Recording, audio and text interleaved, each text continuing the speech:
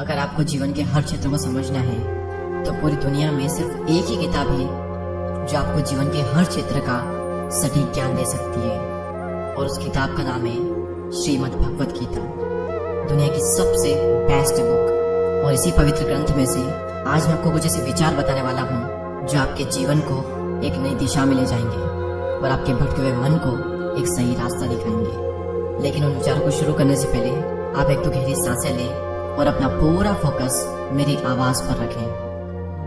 जो व्यवहार आपको दूसरों से पसंद ना हो, ऐसा व्यवहार आप भी दूसरों के साथ कभी ना करें। वासना, क्रोध और लालच, ये तीनों नर्क के दरवाजे हैं। इंसान हमेशा अपने भाग्य को कोसता है, यह जानते हुए भी कि भाग्य सोचा उसका कर्म है जो कि स्वयं उसके अपने हाथों में है।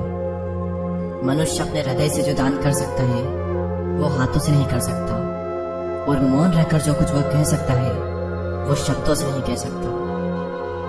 जो व्यक्ति क्रोध करता है उसके मन में भ्रम पैदा होता है, जिससे उसका बौद्धिक तर्क नष्ट हो जाता है और तभी उस व्यक्ति का धीरे धीरे पतन होने लगता है। मन की शांति से बढ़कर इस संसार में कोई भी संपत्ति नहीं है। कोई भी मनुष्य जन्म से ही महान नहीं होता, बल्कि महान बनने के लिए उसे महान कर्म भी करने पड़ते हैं। ज्यादा खुश होने पर और ज्यादा दुखी होने पर कभी भी निर्णय नहीं लेना चाहिए, क्योंकि यह दोनों ही परिस्थितियां आपको सही निर्णय नहीं लेने देती। अगर कोई आपको अच्छा लगता है तो अच्छा वो नहीं है, बल्कि अच्छे तो आप हो, क्योंकि उसमें अच्छाई देखने वाली नजर आपके पास है।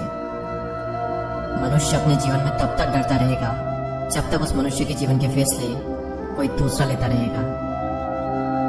जैसे अंधेरे में प्रकाश की ज्योति जगमगाती है, ठीक उसी प्रकार से सत्य की चमक भी कभी फीकी नहीं पड़ती। इसलिए व्यक्ति को सदैव सत्य बोलना चाहिए। सदैव संदेह करने वाले व्यक्ति के लिए प्रसन्नता ना तो इस लोक में है ना ही परलोक में। परिवर्तन संसार का नियम है। समय के साथ संसार में हर चीज परिवर्तन के नियम का पालन करती है।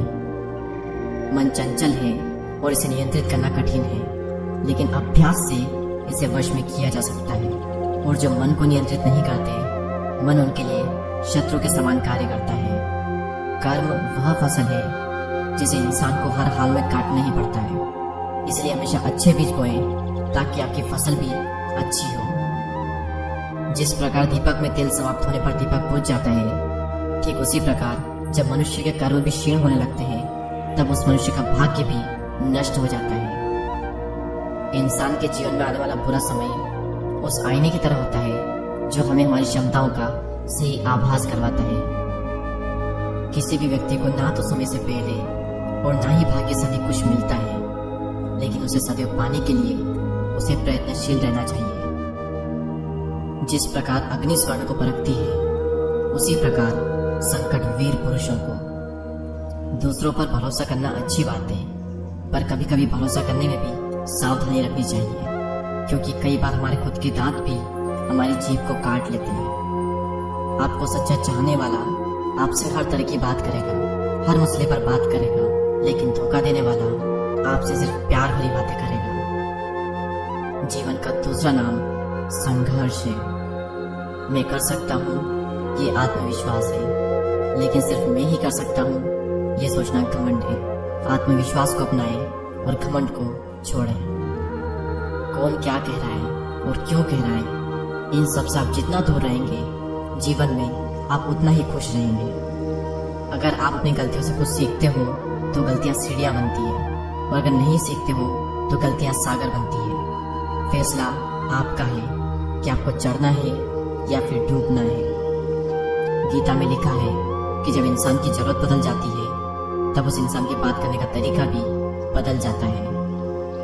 मनुष्य अपने विश्वास से निर्मित होता है। जैसा वह विश्वास करता है वैसा ही वह बन जाता है।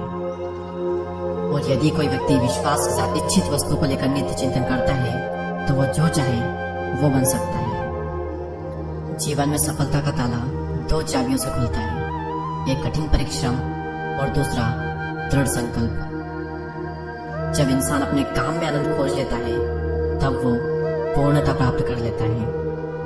मनुष्य को इस बात का घमंड कभी भी नहीं होना चाहिए कि उसे जीवन में किसी की भी आवश्यकता नहीं पड़ेगी और इस बात की गलतफहमी भी नहीं होनी चाहिए कि उसकी जरूरत हर किसी को होगी। अगर आपको जीवन में कभी झुकना है तो किसी की विनम्रता के आगे झुके, लेकिन किसी की शक्ति के आगे, रूप के आगे और धन के आगे कभी मत झुकना। जो बीत गया उस पर दुख क्यों करना, जो है उस पर अहंकार क्यों करना, और जो आने वाला है उस पर मोह क्यों करना। जिस प्रकार विद्यार्थी का धर्म होता है विद्या प्राप्त करना, सैनिक का धर्म होता है देश की रक्षा करना, ठीक उसी प्रकार मनुष्य को अपने धर्म के अनुसार कर्म करना चाहिए और जिस मानव का जो कर्तव्य है वो कर्तव्य उसे पूर्ण करना चाहिए।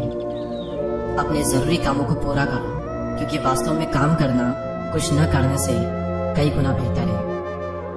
वक्त से पहले मिली चीजें अपना मूल्य खो देती है और वक्त के बाद मिली चीजें अपना महत्व। इसीलिए समय की कदर करें और अपने काम को समय पर करने की कोशिश करें। जीवन का आनंद ना तो भूतकाल में है और न ही भविष्य काल में, बल्कि जीवन का आनंद तो बस वर्तमान में जीने में है। सही कर्म वह नहीं है जिसके परिणाम हमेशा सही हो, बल्कि सही कर्म तो वह है जिसका उपदेश कभी भी गलत ना हो। श्री कृष्ण अर्जुन से कहते हैं, अर्जुन भला तुम क्यों रोते हो? तुमने जो खोया है क्या वो तुमने पैदा किया था? आज जो तुम्हारा है वह कल किसी और का होगा, क्योंकि परिवर्तन ही संसार का नियम है। अगर आप किसी का अच्छा ना कर सको तो बुरा भी मत करना, क्योंकि ये दुनिया कमजोर है, दुनिया को बनाने वाला नहीं। माफ करना और शांत रहना सीखिए। आप एक ऐसी ताकत बन जाओगे कि पहाड़ भी रास्ता देंगे।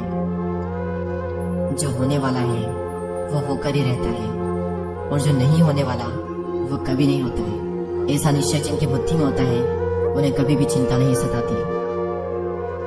सत्य कभी दावा नहीं करता कि मैं सत्य हूँ, लेकिन झूठ हमेशा दावा करता है कि सिर्फ मैं ही सत्य हूँ। भगवान श्री कृष्ण कहते हैं कि मैं इस संसार की सुगंध हूँ, अग्नि की उष्मा हूँ और समस्त जीवित प्राणियों का आत्म संयम हूँ।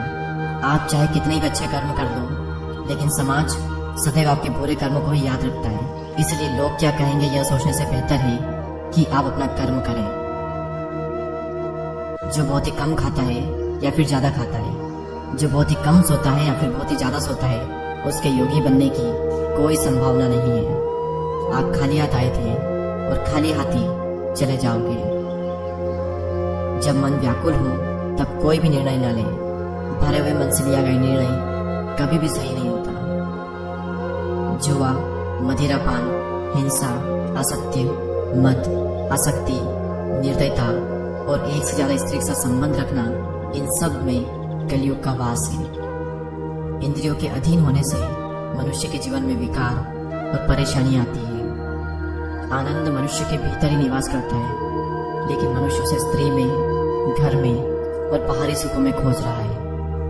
और आखिरी विचार कि भगवान ने जिसे भी संपत्ति दी है उसे गाय अवश्य रखनी चाहिए। इन सभी विचारों में से कौन सा विचार आपको सबसे ज्यादा पसंद आया हमें कमेंट कर जरूर बताएं। और इसी तरह के पॉजिटिव वीडियोस को देखने के लिए हमारे चैनल को सब्सक्राइब करके बेल आइकन को प्रेस करें। मैं आपसे मिलूंगा अगले वीडियो में, तब तक के लिए जय हिंद, जय भारत, जय श्री कृष्णा।